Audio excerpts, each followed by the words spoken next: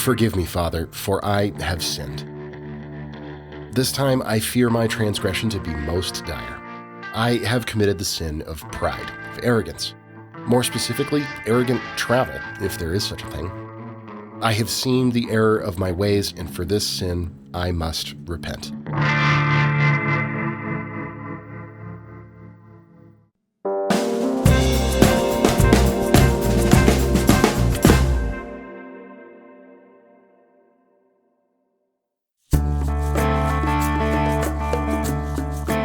Days, I thought. When I arrived at Mexico City, I was crazy enough to think that I, a mere YouTuber, could tackle this gargantuan, diverse city of 24 million, a city which covers a staggering 570 square miles in 2 days. Anyone who's been here before will immediately understand how completely ridiculous that plan is. And as we stared around at this truly megalithic metropolis, trying to figure out what to do, my producer had an intriguing idea. Obviously, we can't see all of this in 2 days. What if we just focus on one neighborhood? Thanks to fortuitous planning, our hotel was located on the edge of Roma Norte, CDMX's creative hub of artistry and cuisine. It's an area that is consistently ranked as one of the city's most engaging.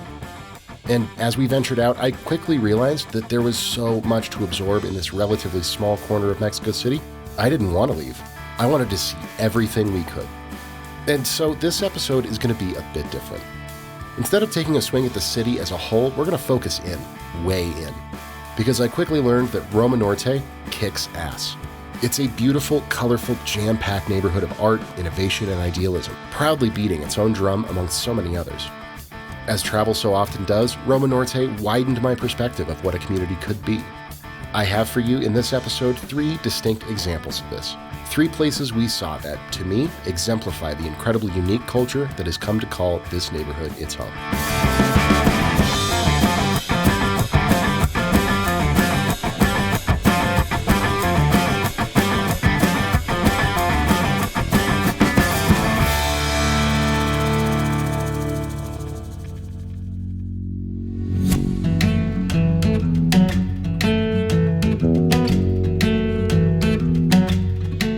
Our first stop is a far cry from what you'd expect to see deep in the heart of one of the world's largest cities. It's a blink and you'll miss it kind of a place. From the outside, it looks like little more than an entrance to a small community garden. But tucked away behind a weathered wooden door lies a completely separate dimension from the bustling streets of Norte. This is Huerto Roma Verde. A self-declared biosocial resilience laboratory, this modern commune of creativity, sustainable living, and social equity was built on the ruins of apartments that were destroyed in the catastrophic earthquake Mexico City endured in 1985. In 2010, a local collective of creative minds and active citizens was formed to purchase the land and build this incredible, peaceful place. As you step inside, the concrete and the traffic fade, giving way to lush greenery and creative passion. The center is dedicated to a sizable organic farm, tended to by residents and volunteers, where all manner of produce and flora is grown. There's a small cafe, several shops selling plants and other handmade goods, and a swath of art studios and crafting spaces. Huerto Roma Verde hosts all manner of community activities, from festivals to dance classes, lectures on politics and philosophy, theater performances, music workshops, and more. When you put all these things together, you realize that this place is so much more than a garden, or an art space, or an event center. It's a separate reality, manifested from the dreams and ideas of those who created it. Huerto Roma Verde is an inspiring experiment in collective living, a vision of a world where all are accepted as they are and live in a communal way that promotes the best aspects of the human condition. It's fiercely individual and idealistic in the best way possible. And I realized that this vibe, one of a relentless sense of integrity, of speaking your truth and making your world what you want, is exactly what Roma Norte is all about.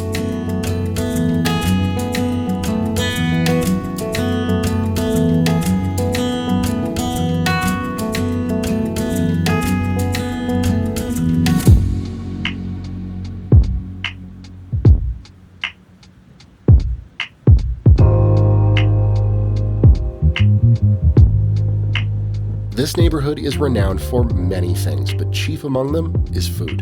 And indeed, the food here is spectacular. Scenes like this one, a few guys in a street stall whipping up tacos so delicious your taste buds can barely keep up, are commonplace.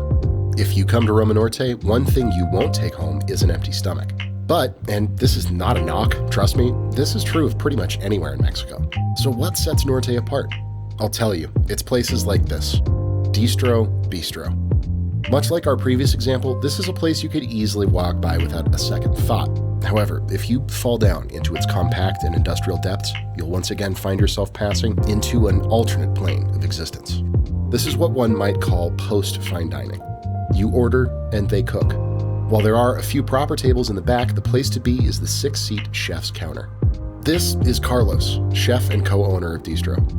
Carlos is an exceptionally talented and passionate chef who makes exceptionally perfect food. It transcends genre or culinary style. There are no pretentious foams or gas streaks or dollops of caviar or sheets of gold leaf. It's just perfect, honest food. Sitting at a counter like this, quietly watching the chef flow effortlessly through their work is a privilege that is normally reserved for high rollers who book reservations weeks or months in advance. Here, it's just how it works. The menu is made up of simple dishes composed entirely with local ingredients and changes constantly. You could say it's liminal cuisine, constantly in a state of evolution, always pushing to be better, simpler, more delicious. Much like Huerto Roma Verde, the chefs here have so much more than a restaurant. Distro Bistrot is a place that imagines what a restaurant could be. They've taken the normal rhythm of dining, appetizers, mains, desserts, chefs in the back, servers in the front, and completely turned it on its head. But the striking thing to me is that it doesn't seem like this was done to be intentionally progressive or avant-garde. The creators of this restaurant simply took the space that they had, the food that they liked to cook, and said, we're going to do this our way. It leaps beyond innovation and lands in a place of simple authenticity. If only all restaurants, and indeed all neighborhoods, were daring enough to think this way.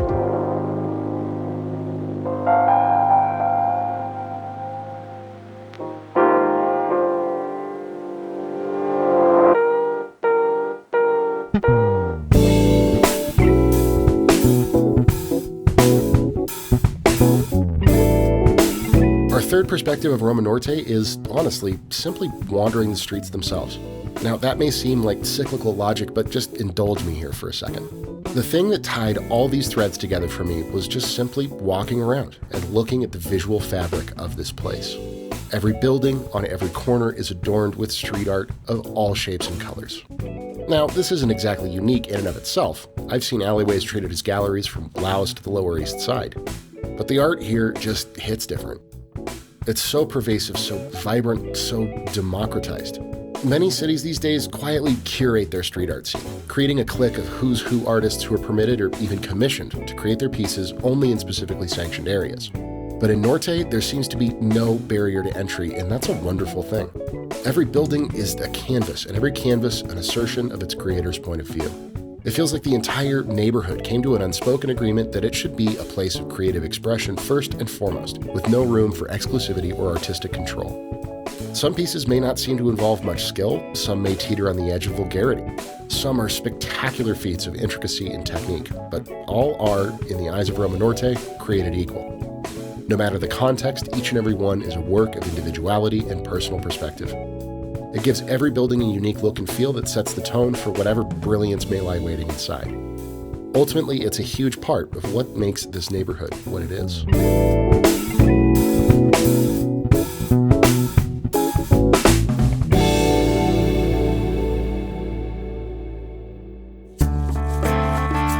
Look, I won't pretend that Mexico City as a whole doesn't have its challenges. Let's face it, not every neighborhood here is pleasant or even safe. Mexico as a whole has sadly been dealing with corruption and violence for a long time, and while that's by no means the defining truth of this country, it is an unfortunate part of it. But they say that from adversity comes opportunity, and in all my travels, I can't recall a place that embodies that concept as much as Roma Norte does. In the face of the many issues that have befallen Mexico City, this neighborhood has had the audacity to stand up and say, no, we do things our way here. We have a vision for what this world could be. Come and see what we see. It's this passionate attitude that makes Norte stand out from the field like a punk rock dandelion. Some may say it's idealistic, even naive, to live this way, but in this place, it's just how things are done. I have to say, when we came to the realization that our 2 days in CDMX would be best spent focusing on just one neighborhood, I was skeptical. How could I write a good story about something that, at least back in the US, was just a small part of a larger, more complete whole? There's that sin of arrogance cropping up again. I guess I still have some repenting to do.